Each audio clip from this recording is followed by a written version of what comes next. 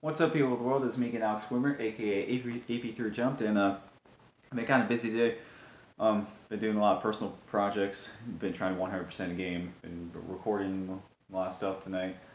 Um, uh, Screaming nonstop because time trials and Captain Toad Treasure Tracker are a pain in the ass sometimes. it's like Crash Bandicoot Platinum Relic levels of strict timing.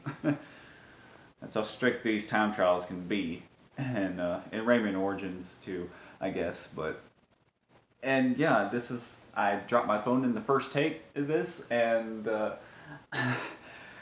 so I had to start over. So yeah, as many times as I've dropped this phone, luckily the screen's never cracked, and thank freaking God for that. So my voice is gonna be hoarse by the end of the night, and that's gonna suck. But I'm sorry that the lighting isn't perfect, but even with Tyler's camera, I'm sure the lighting would still be wonky in here. But it's funny. The lighting is good in real life. I don't know why it can't translate well to this camera. Oh well. Anyways, welcome to another Loud House episode review. It's been a long time since I've done a Loud House review. The last time I did one was for Labor Day. Those were 2 episodes. That was a full half-hour episode. Well, 2 halves put into 1 half hour. Also, my stomach's been hurting me a little bit earlier tonight. I don't know why. I guess I don't know what the hell. So yeah, I'm reviewing Kings of the Con today. It came out yesterday on Monday, October 14th, and right after that, the series premiere of Casa Grandes was broadcasted. And yeah, so love the Casa Grandes premiere. Can't wait to talk about that. Although I've already talked about it a little bit. But for now, I will talk about the last episode, Kings of the Con. Now, this is actually the 9th half-hour long Loud House episode because there's been quite a lot. Usually, the half-hour episodes tend to be the best, in my opinion. Like they always are in my eyes, because I feel like half-hour episodes are usually, I feel like they should always be set, and this is just my opinion, but I feel like they're always set at a higher standard than other Loud House episodes in my eyes. However, I think this is the first half-hour special that isn't exactly as top tier as I would have wanted it to be, to put it in my own words. But it's unfortunate because this episode, it was kind of disappointing. Really, it was nowhere near as good as I thought it was going to be. I mean, it was all. I didn't hate it. This episode, it was all right. I mean, it was good. I would even go as far as saying it's good, but I think the actual story and the motives of the characters are weak. And this is actually the 3rd episode to feature the whole deck. Well, the 3rd piece of Loud House media to feature the whole deck. The first time they appeared was in Deuces Wild. That was a comic, and I actually have that comic now. It's in one of the graphic novels, actually. Spoiler alert, but it was also they were also animated for the first time in Pulp Friction, and then they appeared in the animated version of Deuces Wild, and now they're finally. This is like a technically their 4th appearance. So what's unique about this appearance of the full deck is that this is actually the first time that we actually get to see Lincoln Sisters dress up as the full deck in their characters in real life. So that's really cool. That brings a unique aspect about the full deck. That's what makes this appearance unique. So I mean, overall, that was real cool. The setting was cool, and going. Sorry, I'm clearing my throat a lot, but the setting of them all going to a convention. This is only like the second time we've seen that. I think we saw a convention in a previous episode, but it was awesome to see that sort of environment in this episode. I can't think of any TV shows off the top of my head that actually take place at a convention. Not even The Big Bang Theory did that. They were always talking about going to Comic Con, but they never actually had an episode that took place at Comic Con. And they've been to Comic Con like 12 times. All those characters. Well, at least Leonard's been to Comic Con 12 times. Lucky, yeah. I would be lucky to go to Comic Con even once in my life. But so yeah, that overall. What the hell? Oh, I got a new follower on Twitter. Yay. Um.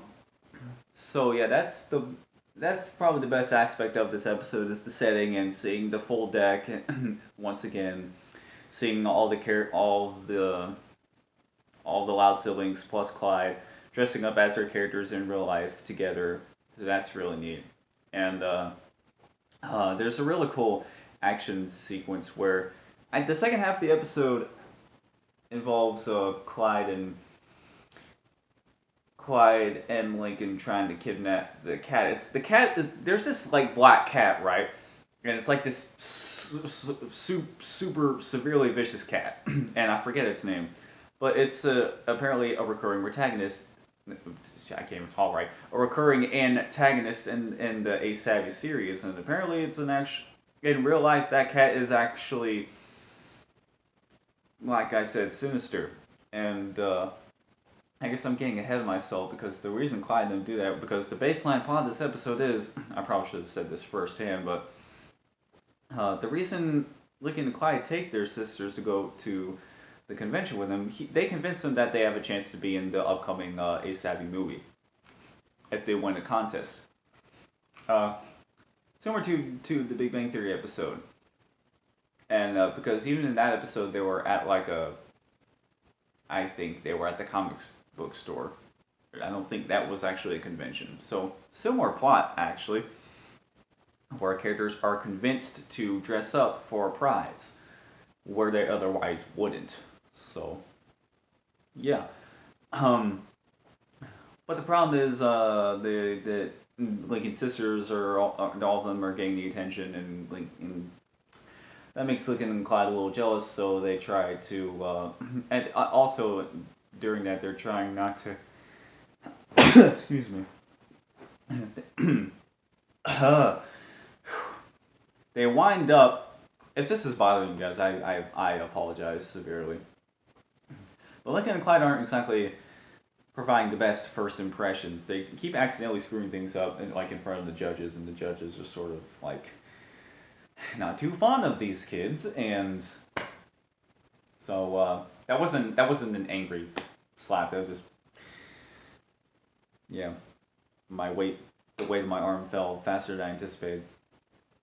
But yeah, I'm gonna fast forward back to the cat. So they're trying to they steal the cat so they can quote unquote rescue the cat. I've seen this in other TV shows and whatnot before, and so. Lincoln and Clyde hide the cat somewhere, and then when they try to rescue it, the cat escapes, and then they have to rescue it for real. So they, at one point, they're cornered by the cat. They're captured by the cat. They call out the signal, which is exactly like the bat signal, except the signal is Ace Savvy's mask and not a bat. But so. Lori notices that on her phone or something. I don't remember how she sees it, but because they were all briefed on the history of Ace Savvy before they went to the convention, and Lisa remembered that, and then they all go to save Lincoln and Clyde, and a really awesome action scene where all the characters get to act like their fictional characters, their comic book characters, personas, if you will. In real life. So that's really awesome. That whole action sequence is what makes the episode for me. And that's sort of that's I feel like is a good redeeming quality of the episode. It's a great action scene, and everyone gets their time to shine. And so yeah, Lincoln and Clyde wind up. I thought I saw a damn spider in my fucking living room. I swear I'm seeing things. So Lincoln and Clyde, they were chosen for the movie, but then they confessed. I'm like, oh, they confessed about everything. So the Loud Sisters, they win the contest to go be in the movie, but the fans did want Lincoln and Clyde to be in the movie as well, but they wound up only being extras as like I think pooper scoopers for the damn cat, and then the cat at the end is like,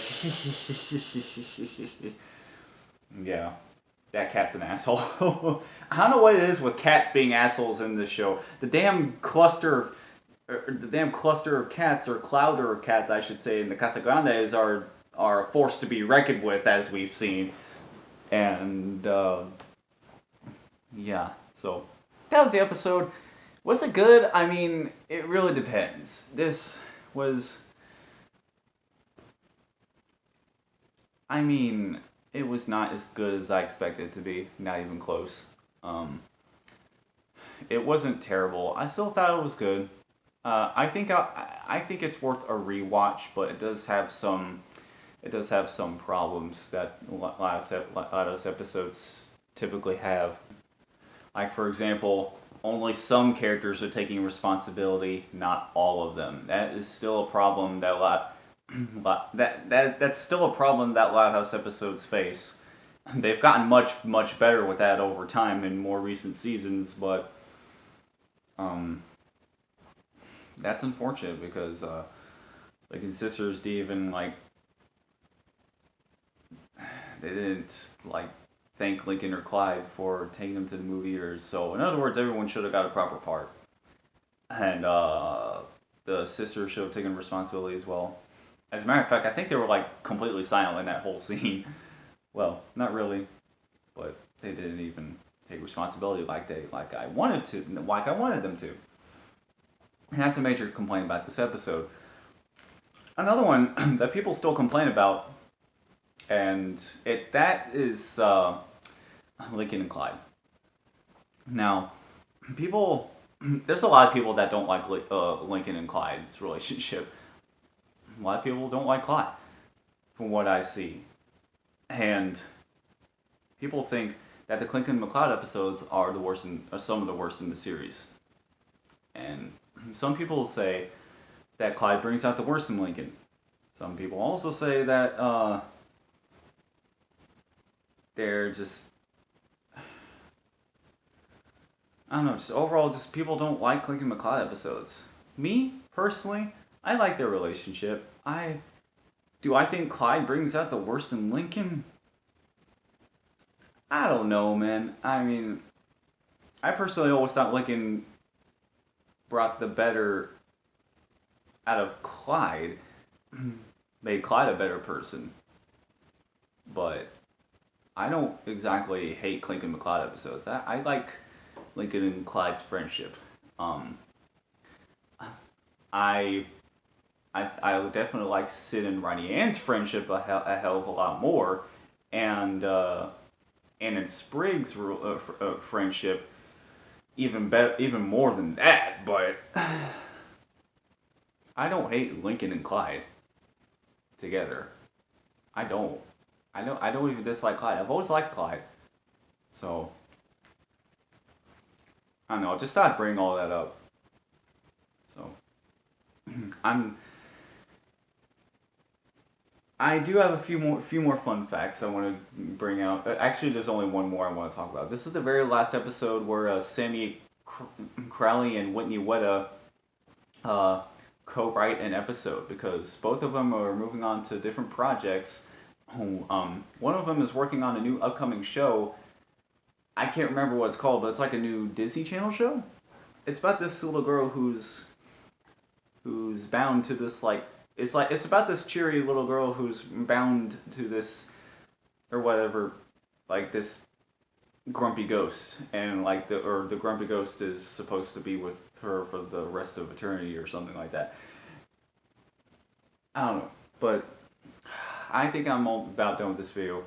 Uh, if you liked this video, then don't forget to subscribe and like the video if you liked it, and ring the bell to be notified of future videos I make. Stay tuned for my review of the series premiere of the Casa Grandes, and also stay tuned for my review for the series finale of My Little Pony: Friendship is Magic. Let me know what you guys thought of the episode in the comment section below. Did you like it? Did you hate it? What do you think about Clink and McCloud episodes? Clink and McCloud episodes. What do you guys think about those overall? I'm very curious to hear your guys' thoughts, because, I mean, yeah, I just want to get a better understanding of that, and like, I want to know for sure what the general consensus is on on the reception of Clink and McCloud. And I just want to understand too. So feel free to let me know your thoughts in the comment section below. And also, if there's anything I missed, do not hesitate to let me know in the comments. And I would also appreciate a constructive criticism if you guys have any. Like, for example, this somewhat shitty lighting setup. But anyway, that's it for today. Once again, I'm Alex Swimmer, aka AP3Jumps. Thank you so much for watching until the end. That is it for me, and I will see you soon. Goodbye. I'm still, like, tripping up over my own words. But then again, I've been talking a lot today. And screaming a lot today. Time trials can either be very fun or very much a pain in the dick to play.